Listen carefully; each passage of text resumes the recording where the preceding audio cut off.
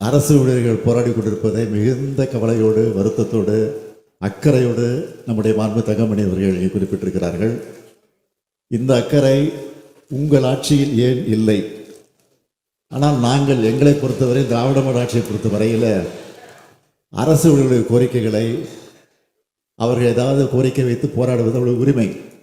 ஆனால் உரிமையோடு போராடக்கூடிய அந்த போராட்டத்தை கூட முடிக்க வேண்டும், அது தொடரக்கூடாது என்ற நல்ல எண்ணத்தோடு தொடர்ந்து அமைச்சர் அவரோடு அழைத்து பேசி எத்தனையோ பலமுறை பேசி அதையெல்லாம் முழு அளவுக்கு தீர்க்கவில்லை என்று சொன்னாலும் ஒரு 95-99% தீர்த்து வைத்திருக்கிறோம்.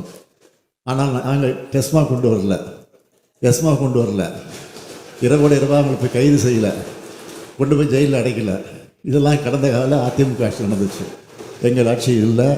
இப்போவும் சொல்கிறேன், நாங்கள் அரசு ஊழியருடைய போராட்டத்தை வேடிக்கை பார்த்து கொண்டு இருக்க மாட்டோம்.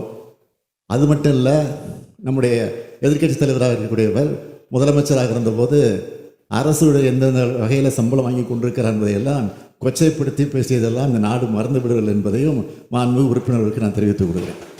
தலைவர்களே, 23 ஆண்டு கால பிரச்சனையை நாங்கள் தீர்த்து வைத்திருக்கிறோம். தீர்த்து வைத்தவுடன் அந்த அரசு ஊழியர் சங்கத்தை சார்ந்து இருக்கக்கூடிய பொறுப்பாளர்கள் எல்லாம் கோட்டைக்கு கோட்டையில் இருக்கக்கூடிய முதலமைச்சர் அறைக்கு இதுவரை வரலாற்று இல்லாத அளவிற்கு கோட்டை முதலமைச்சர் அறைக்குள்ளே எனக்கு இனிப்பு ஊட்டியது. நான் அவர்களுக்கு இனிப்பு ஊட்டிய காட்சியெல்லாம் நீங்கள் தொலைக்காட்சியில் பார்த்துருப்பீங்க, பத்திரிகையிலையும் பார்த்துருப்பீங்க. ஆக அவர்கள் மகிழ்ச்சியோடு இருக்கிறார்கள். அந்த மகிழ்ச்சி உங்களுக்கு பிடிக்கல, அதனால தான் எதையும் செய்யலை திருப்பி சொல்லிக்கிட்டு இருக்கீங்க. நீங்கள் செய்யவில்லை என்பதை ஒத்துக்கொள்ளுங்கள் என்பதுதான் நான் வைக்கக்கூடிய கோரிக்கை. மாண்பு பேரவைத் தலைவர்களே, இன்னும் சில பிரச்சனை இருக்கிறது. நம்ம 100% எல்லாத்தையும் நிறைவேற்றிட்டு சொல்லலை. இன்னும் ஒரு சதவீதம் இருக்குது. சத்துணவு அமைப்பாளர்கள், அதே போல் அங்கன்வாடி அமைப்பாளர்கள், இவர்களெல்லாம் கூட அழைத்து பேசி கொண்டிருக்கிறோம். அவர்களும் போராடி கொண்டிருக்கிறார்கள்.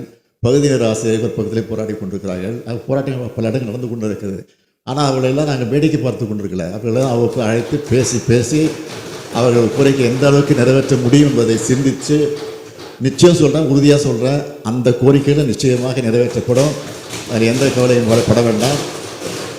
அடுத்த ஆட்சி திராவிட மாடல் ஆட்சி தான் என்பதை உறுதி. சில இடங்களில் அவருக்கு சில எதிர்பார்க்கக்கூடிய சலுகைகள் கிடைக்காமல் போகலாம். ஆனால் அந்த சலுகை நாங்கள் தருகிறோம் என்று சில மாநிலத்தில் இருக்கக்கூடிய போட்டி. இப்போ தமிழ்நாட்டை பொறுத்தவரை சொல்லணும்னா, தமிழ்நாட்டுக்கு எல்லாம் போகுதுன்றது இப்போ எல்லா மாநிலத்திலும் போட்டி போட தொடங்கிட்டாங்க. அது ஒரு பக்கம். அவர்கள் ஏதாவது கூடுதல் சலுகை சொல்லி போகலாம். ஆனால் உங்கள் ஆட்சியில் வந்ததெல்லாம் ஓடி போச்சு. அது என்ன காரணம்? அதெல்லாம் சொல்லணுமா?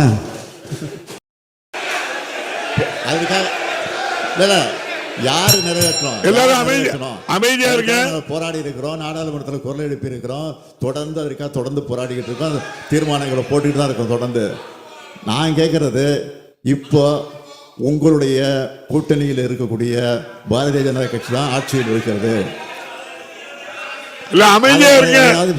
நிறைவேற்றி தாரங்கள் தான் உங்களுக்கு கேட்கறேன். அதுக்கு என்ன பதில் சொல்றீங்க? சொல்லுங்க.